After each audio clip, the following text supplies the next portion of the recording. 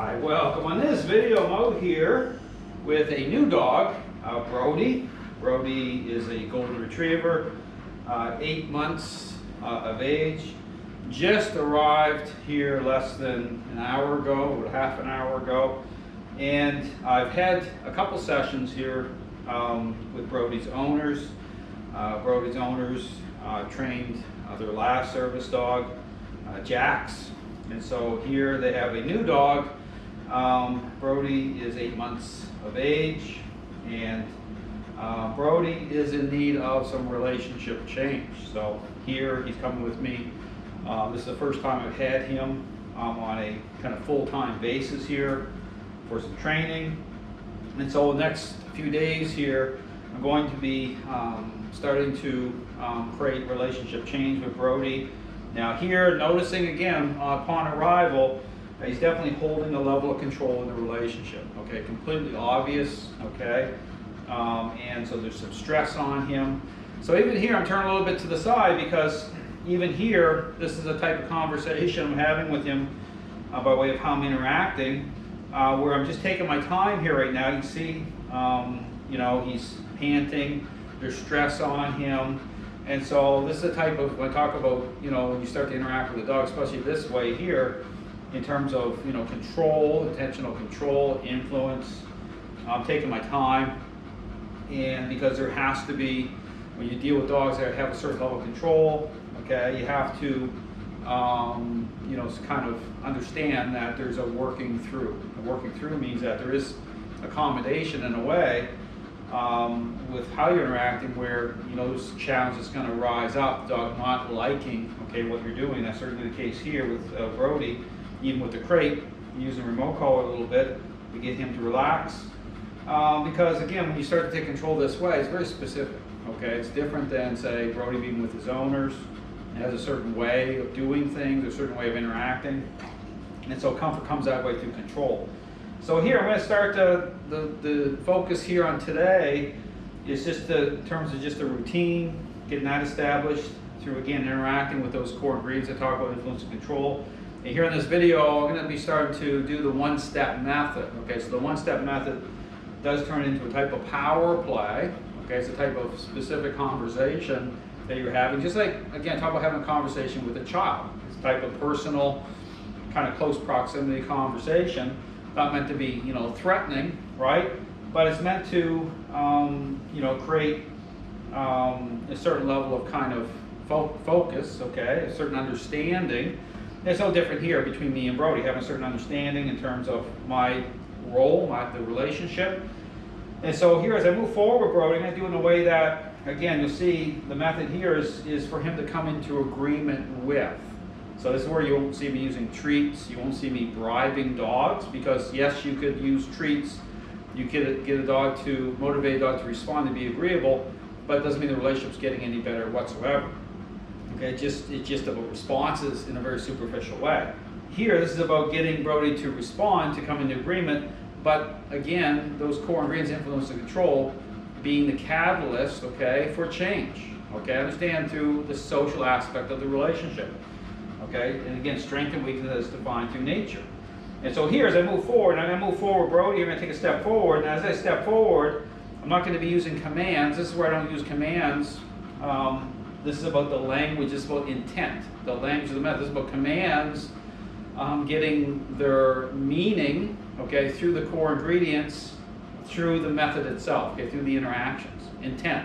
So when I step forward, Brody will know through how I'm using the leash, how I'm moving forward in a very specific way, okay, through control, that I want him to move forward as well. Okay, so just because I don't use a command doesn't mean that he doesn't understand, okay, what I want. The dynamic here of control and his not liking isn't about not hearing command, okay, because he has a choice. Okay, understand that when I move forward. It'd be different if you're taking a dog and this is something you don't want to do, is like stringing up a dog and they don't have an out, they don't have a, that's not the way to do it, okay? When you step forward here, when I step forward, it's directional.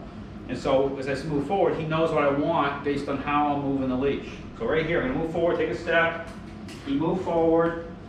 Now I do want him right up a little bit more than this. Okay, I want him right in, I call it the staging area, but I want very specific. I want this to line up so I'm right over him. I don't want him back. Okay, so when you let a dog go back kind of behind, that creates a problem because the dog is still gaining a level of control through basically trying to stay out of range, trying to stay away from being like the shadow coming right over them. So here I want him up a little bit more, so I'm going to apply a little bit of leash pressure. Now when I do this, right away when I apply, right here he understands intent. Okay, so I'm making it a little bit uncomfortable for him, enough that it, as I do this, I want him to kind of walk up or move up a little bit, a couple more inches. Okay, I'm going to apply a little bit more pressure. Now here he knows exactly what I want. Okay, understand when I move the leash up forward just enough like this, he knows what I want. He doesn't want to do it because this is the power play part. This is saying, hey, Dale wants me up another 2 inches here. I don't want to do it because I'm lining it up in a very specific way.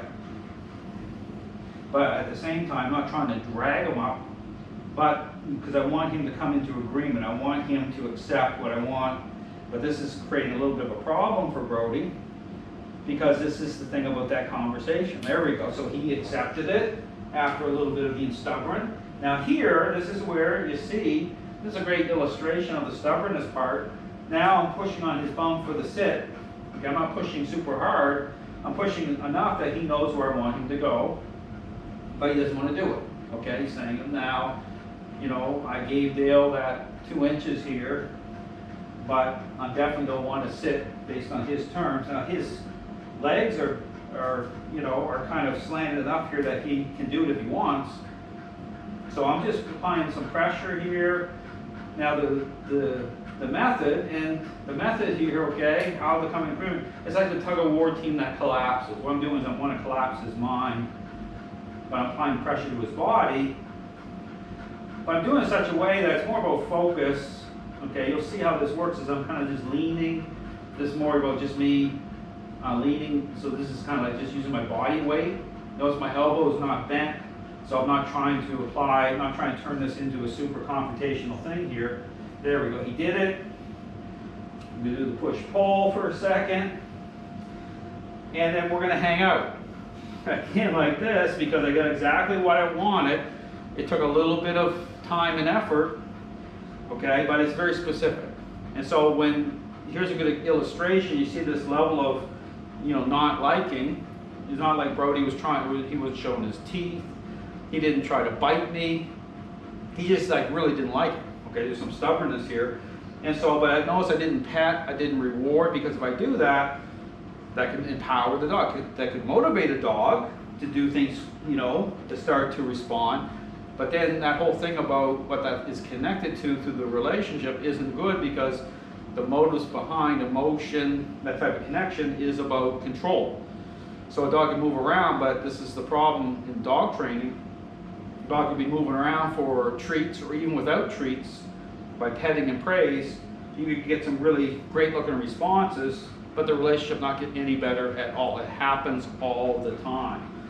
So here we want to do this the right way. Okay, this is about the right conversation, the right motives, but behind coming into agreement with, and with influence and control being part of the script, as I call it, part of the